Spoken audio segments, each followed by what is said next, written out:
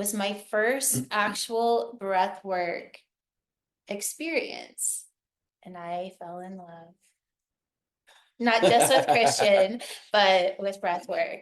So let's talk a little bit about that, about how we can use the breath to as an ascension tool, as a multidimensional tool.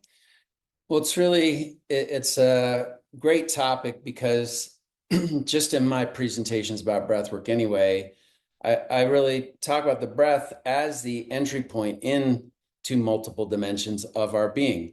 The breath affects our lives on a physical level. Oh, gonna get some of those today. The breath affects our lives in an emotional level. And the breath can ultimately affect our lives on a spiritual level, which is a great fascination of mine, obviously having been a monk for 10 years.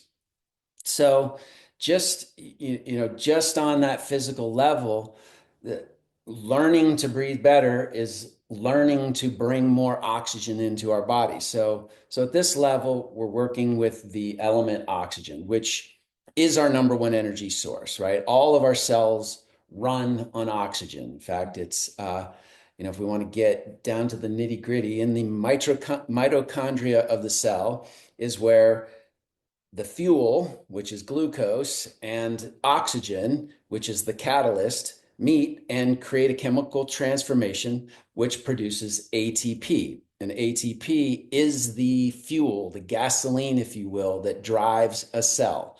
So if you, just like a car, in a car piston, it blows in gasoline and it blows in oxygen, and then a spark happens and that creates combustion. So the same thing is happening in our cell. Now, if we think about a car piston, if you don't put any oxygen in, you can pump that piston full of fuel and the spark can go, but there will be no combustion. Or if there's just a little bit of oxygen, there'll be as much combustion as that oxygen gets used up, but there'll be a lot of waste fuel.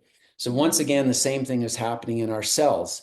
And here's where, excuse me, if we're not breathing properly, if we're not oxygenating ourselves well, then we are